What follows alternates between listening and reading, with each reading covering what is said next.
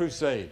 When will it ever happen again? Jesus is passing by. And for many of you, this may be the last opportunity that you'll ever have to make certain of your own personal relationship to God.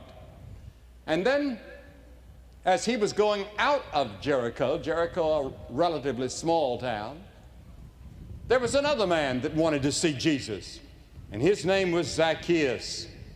And he meets Jesus going out of the town. Now, Zacchaeus was about the most hated man in town. He was the richest man in town.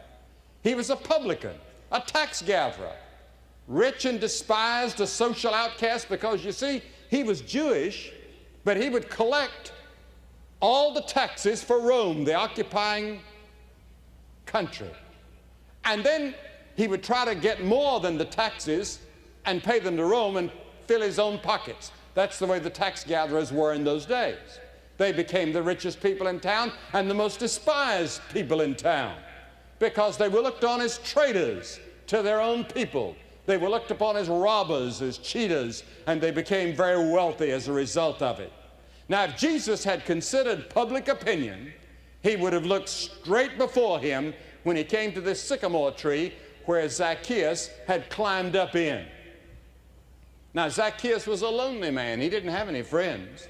And there are many lonely people here tonight. Friends that misunderstand you and loved ones that have betrayed you and you've failed in school. And your loneliness has led you to bitterness. And I imagine he was a bitter man as well, because almost every person in town despised him. He was hated and avoided by most people. Yet he had a curiosity. He'd probably heard about Jesus many times. Maybe he'd heard the enemies of Jesus say that he was a devil, or he was a fanatic, or he was a blasphemer, or he was a heretic, or he was an impostor. Maybe he'd heard some of Jesus' friends say that he was a great teacher and a good man, the Son of God, the great Messiah that had been predicted, or a great prophet. But he wanted to see it for himself. I can see Zacchaeus trying to get through that crowd. He was a very short man. And I imagine some of the people tried to push him away, and some would stick their foot out and make him stumble and fall. He was trying to run as fast as he could. Probably if he lived today, he'd have an Instamatic camera with him to get a picture of Jesus like my wife does. She has one, and I enjoyed married life before she got it.